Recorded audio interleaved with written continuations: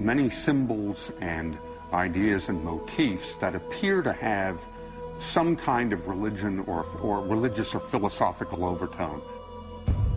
Not a religion. We're not a substitute for religion. We support religion. We expect people to have a religion. You can't come in if you're an atheist or an agnostic. You must have a belief. But it is not our job to tell people what their religion should be. It's important to recognize this religious dimension and not to deny it. And it is a problem for deeply committed Orthodox Christians. And for many outsiders, this is a problem.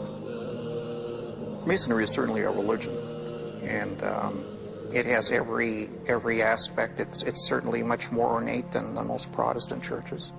It's a religion of secularism, essentially. As a Christian, I do believe in the one universal creative force. The Masons call it the great architect of the universe. It's the universal mass mind, which pretty well qualifies as God. But is this supreme architect the God of the Bible or someone else?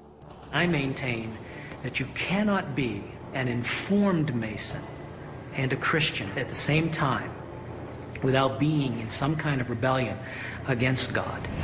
It's a conflict between Jesus, Christ, and Satan. This fanciful claim is supposedly proven by Masonic references to pagan Egypt.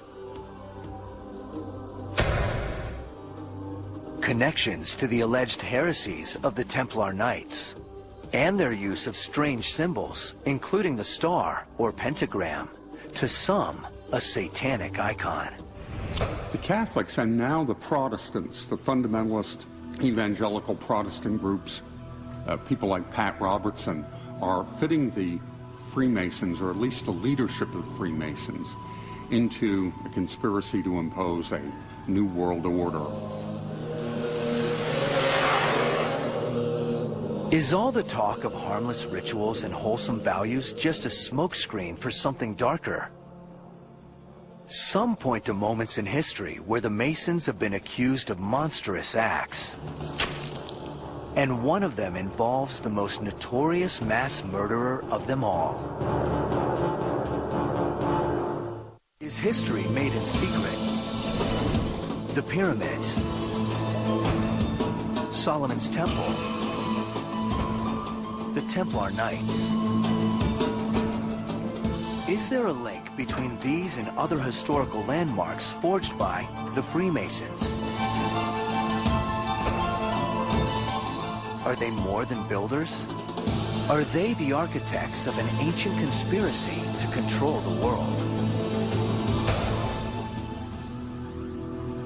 At first glance, they appear innocuous, a social club that encourages brotherhood, community, and personal improvement.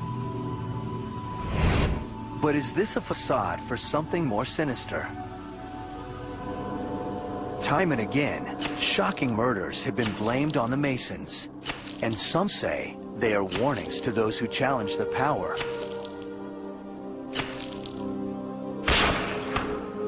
Or betray their secrets. Some even link a Masonic conspiracy to the most notorious murderer of all time. I suppose one of the areas where we have and continue from time to time to be brought into conspiracy theory is the Drach the Ripper saga.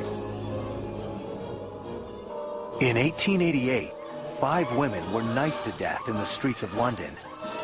Their throats slit, bodies mutilated, internal organs removed. And though these deaths took place in London, the assassin was never identified. For a few conspiracy theorists, the methods of Jack the Ripper point to the Masons. At 1:44 a.m. on the 30th of September 1888, the body of Catherine Eddowes was found in a corner of Mitre Square.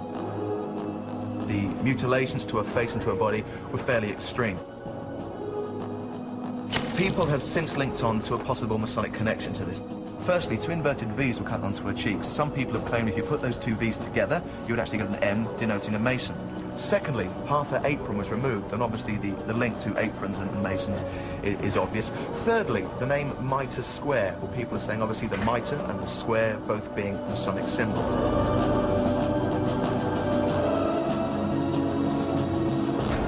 And according to the conspiracy theory, when the police entered the picture, the Masonic connection only deepened. At 2:55, just an hour and 10 minutes after the murder of Catherine Eddowes in Mitre Square, PC Alfred Long was walking up Goulston Street. He found half a white apron. Jack had cut it away from the body and used it to wipe his knife clean and wipe his hands whilst running away from the murder scene. But it was what was found next to the apron that's since become the stuff of legend. There was an inscription apparently left on the wall, and it was something to the effect that it was the Jewes, J-U-W-E-S, that did it. In the American Masonic rituals, there is in one part of one of the ceremonies reference to a group of 3 people who were titled Jubilo, Jubilar, Jubilum. These 3 so-called Jews were the men who wanted to force the secrets of a master Mason from Hiram Abiff. What's more, when the inscription was discovered, it was promptly destroyed on the orders of a Freemason. The key thing which was supposed to be it, and it's where the one Freemason who was involved, the Commissioner of the Metropolitan Police. The charge is that Police Commissioner Charles Warren, himself a Mason, had the inscription removed to cover up evidence of a Masonic involvement.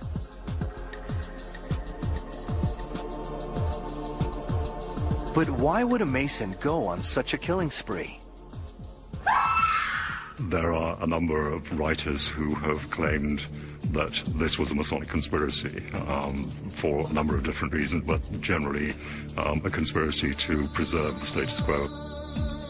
That status quo was the position of Prince Albert Edward, grandson of Queen Victoria. Allegedly, he had an affair with a prostitute named Annie Crook, who became pregnant. 4 of her fellow streetwalkers knew of this, so all 5 women were murdered to keep the pregnancy secret.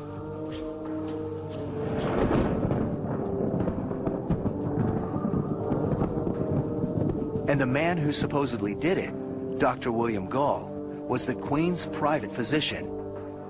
He was also a Freemason. Did a royalty-connected Mason surface into the public spotlight just long enough to protect a friendly prince? Is this how they operate, and why they've endured for so long? Freemason legends portray the craft as quietly existing for thousands of years.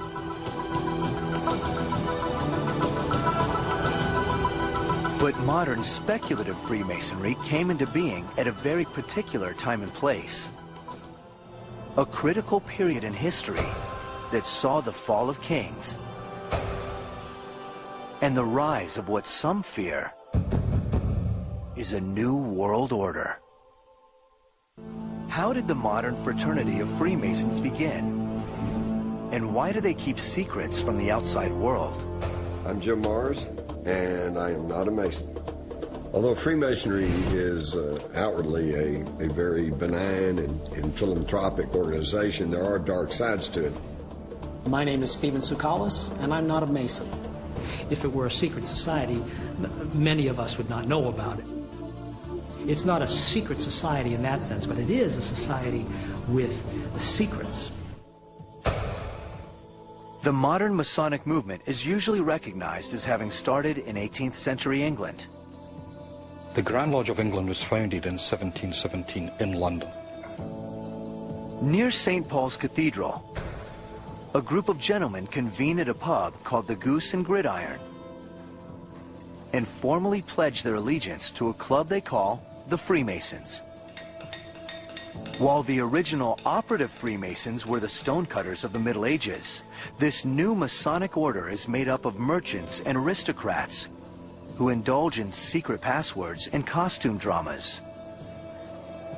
They call themselves speculative Masons, who discuss progressive ideas and speculate on the meaning of life.